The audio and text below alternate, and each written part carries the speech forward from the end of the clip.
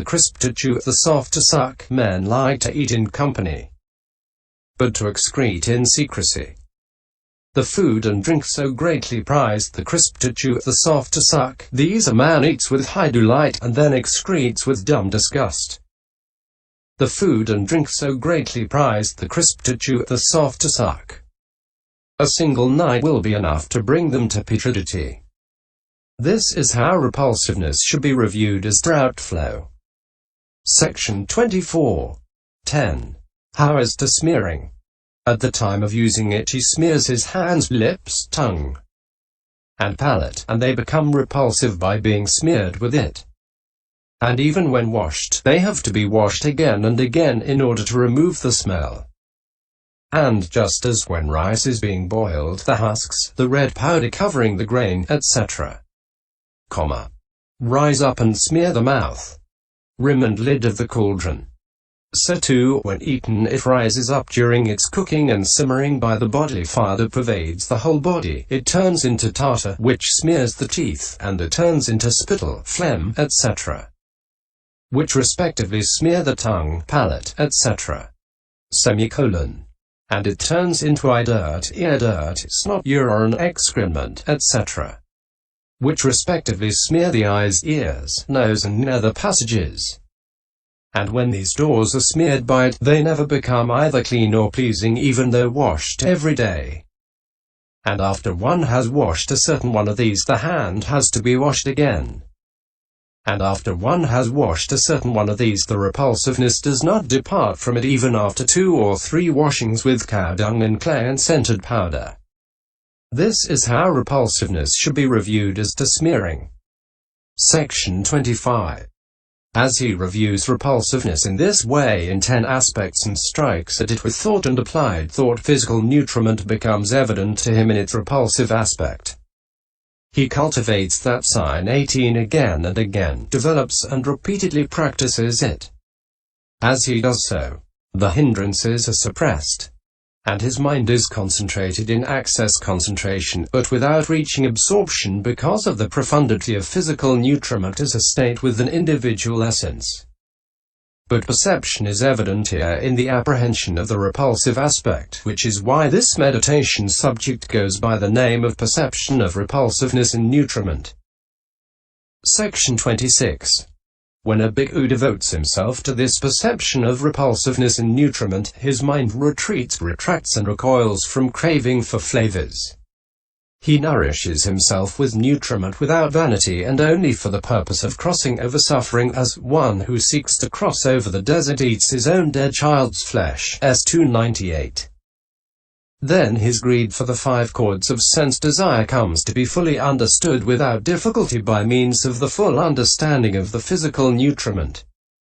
He fully understands the materiality aggregate by means of the full understanding of the 5 chords of sense desire. Development of mindfulness occupied with the body comes to perfection in him through the repulsiveness of what is uncooked and the rest. He has entered upon a way that is in conformity with the perception of foulness. And by keeping to this way, even if he does not experience the deathless goal in this life, he is at least bound for a happy destiny. This is the detailed explanation of the development of the perception of repulsiveness in nutriment. Defining of the elements. Word definitions. Section 27. Now comes the description of the development of the definition of the 4 elements, which was listed as the one defining next to the perception of repulsiveness in nutriment. 3. Herein, defining Vavatthana is determining by characterizing individual essences. The compound Katudhatu Vavatthana, 4-element defining, is resolvable into Katunri Dhatuni Vavathani, defining of the 4 elements. Attention given to elements. The meditation subject consisting of elements and defining of the 4 elements all mean the same thing.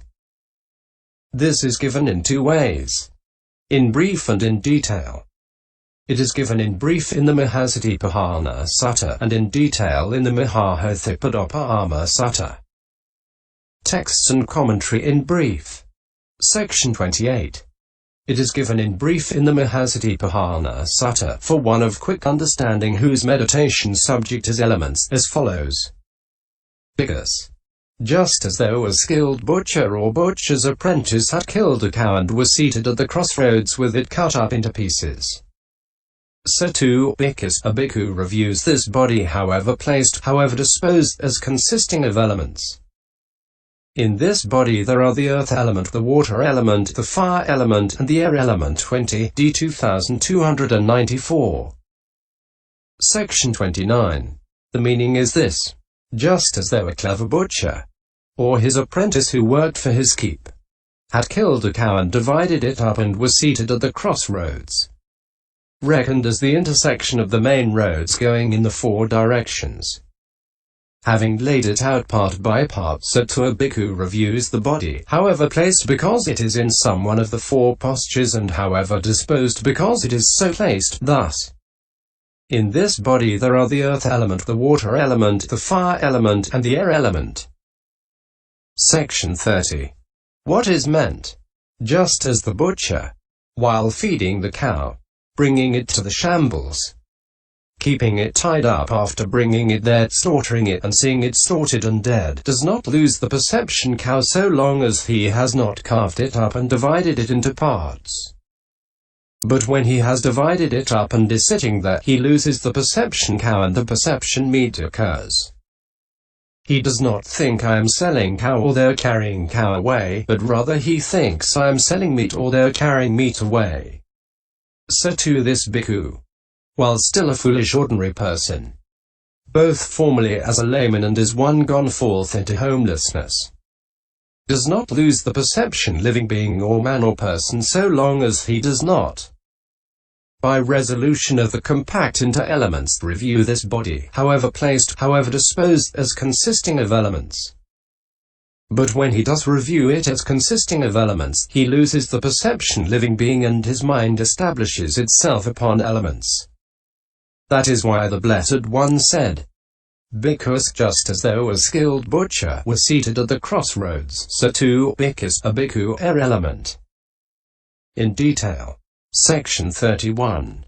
In the Mahasatipahana Sutta it is given in detail for one of not over quick understanding whose meditation subject is elements. And as here so also in the Rahulovada and Dhatuvibhaga Suttas, as follows. And what is the internal earth element, friends? Whatever there is internally in oneself that is hard, harsh, and clung to, acquired through karma, that is to say, head has, body has, teeth, nails, skin, flesh, sinews, bones, bone marrow, kidney, heart, liver, midriff, spleen, lungs, bowels, entrails, gorge, dung, or whatever else there is internally in oneself that is hard, harsh, and clung to, this is called the internal earth element, MI 185. And what is the internal water element, friends? Whatever there is internally in oneself that is water, watery, and clung to, that is to say, bile, phlegm, pus, blood, sweat, fat, tears, grease, spittle, snot, oil of the joints, and urine, or whatever else there is internally in oneself that is water, watery, and clung to, this is called the internal water element, MI 187. And what is the internal fire element, friends? Whatever there is internally in oneself that is fire, fiery, and clung to, that is to say, that whereby one is warmed, ages, and burns up, and whereby what is eaten, drunk, chewed and tasted gets completely digested, or whatever else there is internally in oneself that is fire, fiery, and clung to, this is called the internal fire element, MI 188. And what is the internal air element, friends? Whatever there is internally in oneself that is air, airy, and clung to, that is to say, upgoing winds, downgoing winds, winds in the belly, winds in the bowels, winds that course through all the limbs, in breath and out-breath, or whatever else there is internally in oneself that is airy and clung to. This is called the internal air element. MI 188. Section 32. Here is the commentary on the words that are not clear. Internally in oneself, ajati pakati. Both these words are terms for what is one's own niyaka, since what is one's own is what is produced in one's own self, atoni jati. The meaning is included in one's continuity, sasantati pariyapana. This is called internal. Ajani equals adi plus atta, lit. Belonging to self because it occurs in self, atoni. Locative case just as in the world. Speech among women, itisu, loc. Case is called speech belonging to women, adhiti. And it is called in oneself, pakati, because it occurs owing to self, atani peka. Section 33. Hard, rigid, harsh, rough. Herein, the first is a word for the characteristic, while the second is a word for the mode. For the earth element is characterized as hard, but its mode is rough, which is why it is called harsh. Clung to. Taken firmly by kama. The meaning is firmly taken, seized, adhere to, as I, mine. See section 89F. Section 34. That is to say. The word sayathadi, that is to say, is a particle. Its meaning is what is that. Next, showing what that is, head hairs, body hairs, etc. is said. And here the brain must be added, since it has to be understood that the earth element needs to be described in 20 modes. Or whatever else. The earth element included in the remaining 3 portions. Section 35. It flows apati, flows on papati, to such and such a place as a state of streaming, thus it is water, apo. The watery, apogata, is what is gata among such various kinds of water, apo is the kama originated, and so on. What is that? It is what has the water element's characteristic of cohesion. Section 36. Fire tejo is definable as heating tayana. The fiery tejo gata is what is gata in the way already described among the kinds of fire tejo. What is that? It is what has the characteristic of heat, whereby, by means of which the fire element, when excited, this body is warmed, becomes heated by the state of one-day fever, and so on. Ages. Whereby this body grows old, reaches the decline of the faculties, loss of strength, wrinkles, grayness, and so on. Burns up.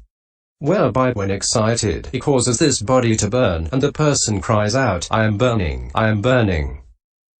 And longs for ghee 100 times washed, and for gasisa sandalwood ointment, etc. And for the breeze of the fan. And whereby what is eaten, drunk, chewed and tasted gets completely digested.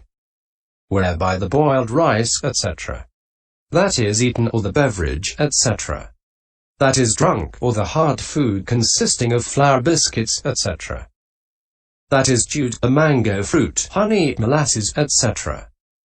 that is tasted, gets completely cooked, gets its juice, etc. extracted, is the meaning.